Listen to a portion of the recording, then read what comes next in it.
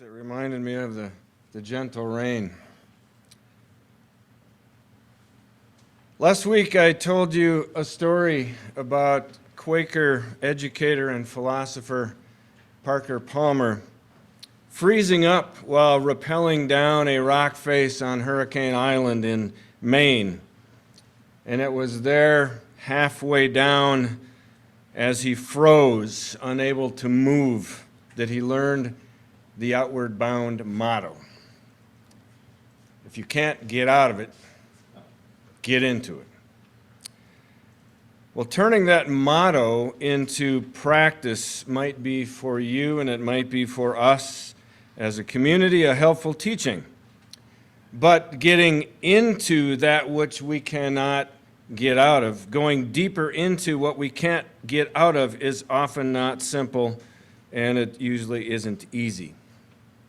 As individuals and communities, society at large, we are confronted by times of fear and depression and anxiety, anger, rage sometimes, discontent, illness, and dis-ease of many kinds. So reframing those situations can help us see an invitation to begin to understand why we do and why we think and why we say what we do. Changing our minds is often the first step that allows us to face or get into something that is demanding our attention. So I heard another story from Parker Palmer that takes a different tack on getting into something by going deeper in to that situation or deeper down into it. And this story is about philosopher Alfred North Whitehead, who was giving a lecture to Harvard's freshman class on cosmology, which is the nature and structure of the universe. And when Whitehead was finished, a very agitated young student from the class came up to him and said, "I hate to tell you this, Professor Whitehead, but everything you've just told us is wrong. It's just wrong."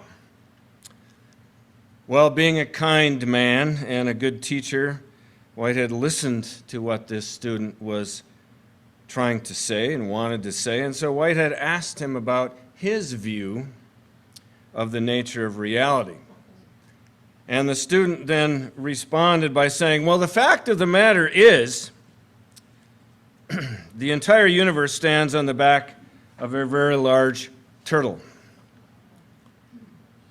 So Whitehead then thought for a moment and decided that he would press this student to think about his assumptions and his reasoning and his logic and his philosophy. So he said, "All right, it stands on the back of a turtle. What does that turtle stand on the back of?" And the young student quickly said, "Well, another turtle." And Whitehead said, "And what does that turtle stand on the back of?" "Another turtle." So then Whitehead began to say again, "And what does that turtle?" And the student interrupted him and said, "I know exactly what you're going to say. And the answer is, it's turtles all the way down." Well, there's another image for what the nature of reality is all the way down. And it comes from author Annie Dillard in her book, Teaching a Stone to Talk. Reflecting on an experience of a solar eclipse, she writes, and it's on the screen here if you'd like to read along. Is there a way to get those? There you go. "In the deeps are the violence and terror of which psychology has warned us.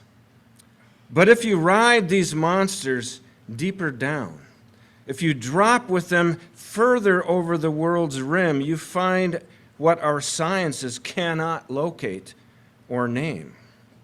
The substrate, the ocean or matrix which buoys the rest, which gives goodness its power for good and evil its power for evil. The unified field, our complex and inexplicable caring for one another, and our life together here. This is given. It is not learned. If you ride these monsters deeper down, you find the ocean which buoys the rest. The unified field, our complex and our inexplicable caring for each other and our life together here. I'll add, on Turtle Island. This is given, it is not learned. At different times, we have been told the nature of our world is order all the way down. Or the opposite, it's randomness all the way down. We have been told it's material all the way down. Sometimes we've been told that it's cruelty or original sin, have it that way, all the way down, or that's politics all the way down. And at times it seems it's chaos, or it's boundarylessness, or anything goes, or self-centeredness, or money, or power, or greed, or ego, all the way down. And it has recently felt like loneliness and isolation, all the way down. Some people think and hope that it's grace, or compassion, or love and kindness, all the way down. Each of us forms an answer to what it is, what we believe it is, all the way down. It could be for some people, it's turtles all the way down. And with that answer that we come up with, that we give, comes the structure and shape of our own spirituality as we either intentionally or just muse about our cosmology, the structure and nature of our universe. It's something all the way down. So I have a question. You don't have to answer this right now. It's sort of a rhetorical question, but have you ever wondered how and why you keep going? You wouldn't be here if you didn't. You did have the option to quit. So we could, at this moment, take a period of silence to remember those who chose not to keep going. But here you are, and here we are together.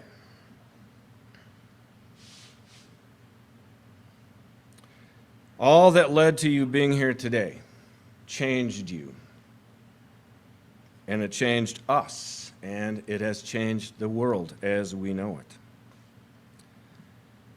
So as most of us amateur philosophers try to figure those questions out, many turn to religion to find a sense of solace sometimes, to illuminate the dark times in our lives, or to attempt to find answers to the deeper questions that we have. Religions of the world are full of experience, and they're full of teachings and reflections about the nature of life itself. Many of those religions focus in particular on life's basic goodness. Most have teachings that guide us based on a worldview that there is more than we realize. Some focus on some type of afterlife. Others focus on seeing things in the here and now through a different lens. They point to something that calls us onward. For whatever reasons they give or rationale they give, they give us a sense of continuing on. And some teach then very bluntly that life is good, which is not to say that all things that happen are good. In fact, many religions tell us that bad things happen, and some tell us why bad things happen, and they have very different reasons for those bad things that happen. And some of them tell us how to deal with when bad things happen. And it's interesting that A couple months ago, Rabbi Harold Kushner passed from among us, and his great teaching was, it's not why bad things happen, it's when bad things happen. Some religions even teach that life itself is fundamentally good, all the way down.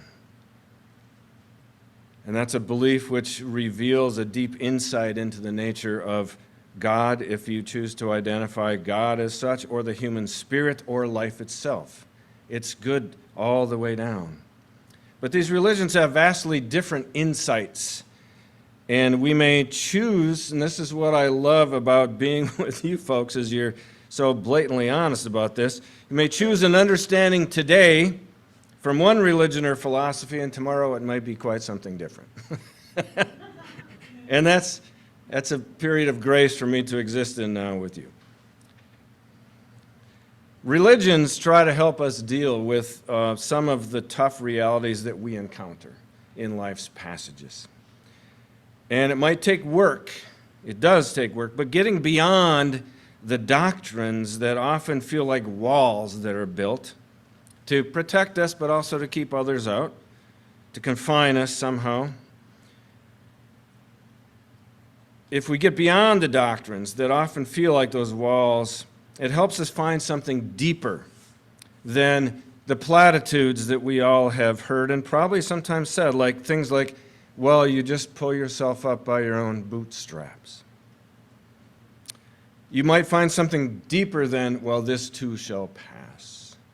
You might find something deeper than, well, you will gain reward in heaven for your suffering here on earth. Or, God won't give me anything more than I can handle.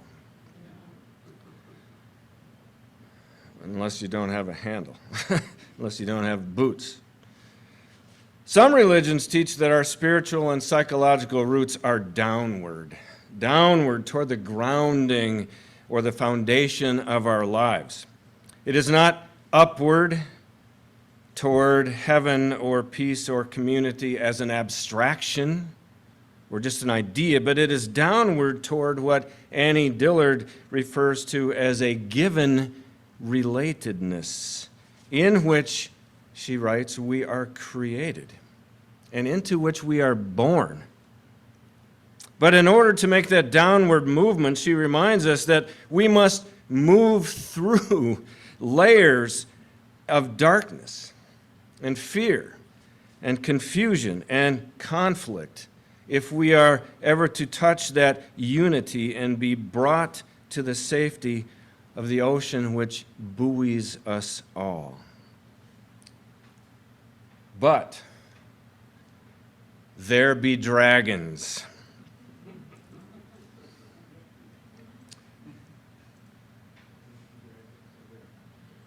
There be dragons. Here be dragons was a phrase frequently used in the 1700s and earlier by cartographers or map makers on faraway, uncharted corners of the map. It was meant to warn people away from dangerous areas where sea monsters were believed to exist. It's now used metaphorically to warn people away from unexplored areas or untried actions.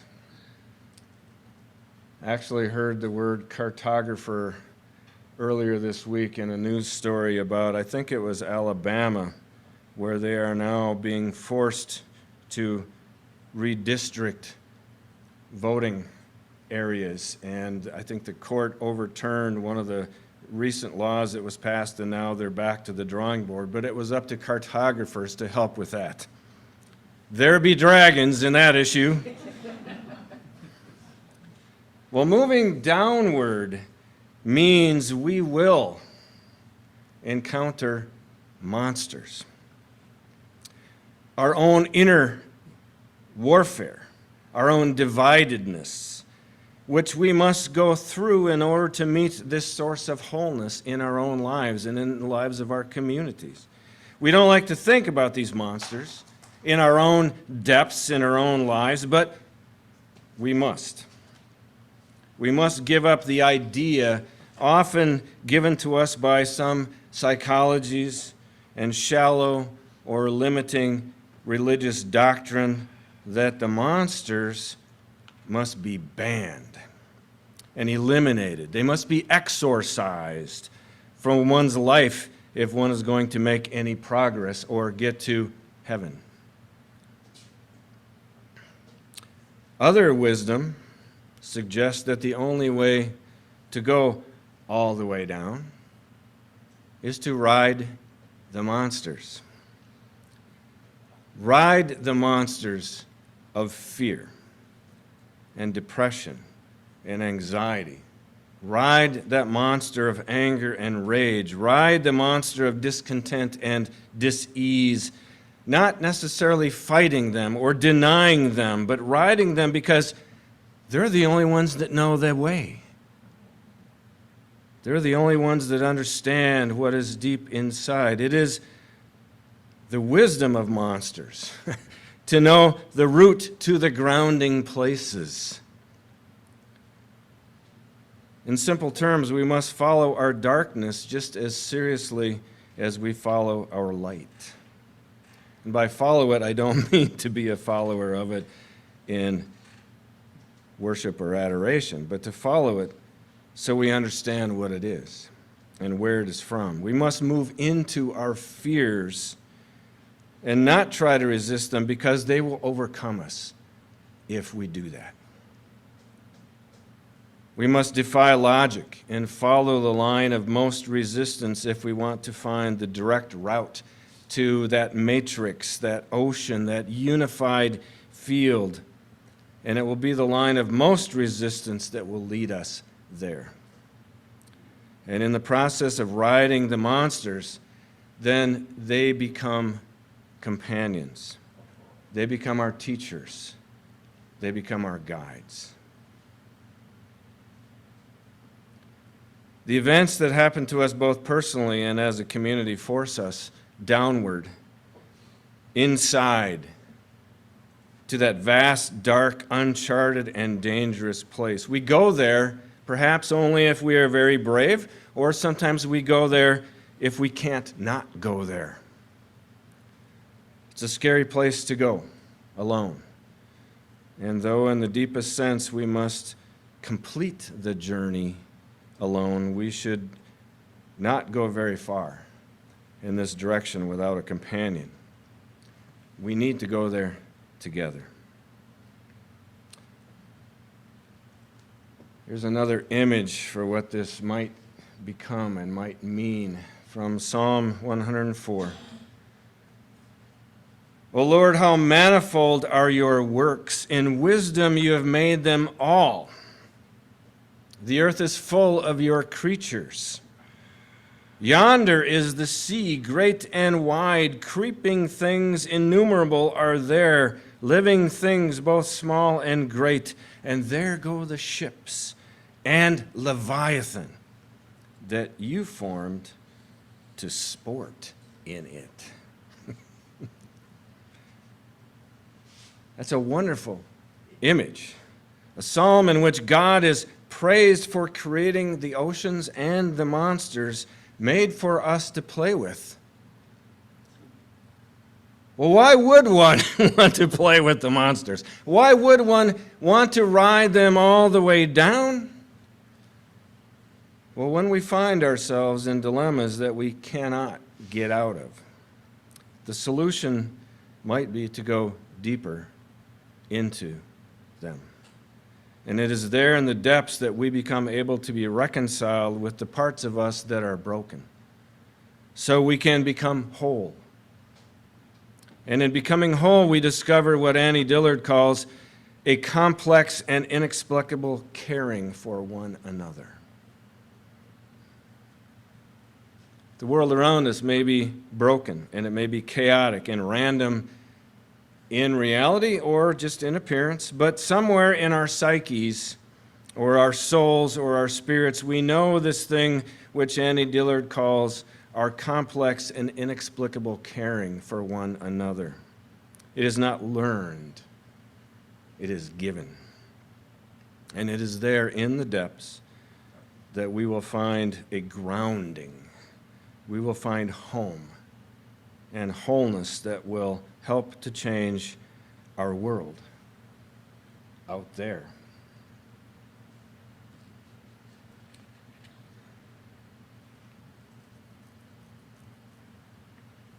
Last picture. Where are you on that map? Where are you on this map? It is where we are together. Thank you. I used to say when I'd finish the talk, amen. Is that okay to say amen here? Okay, another song.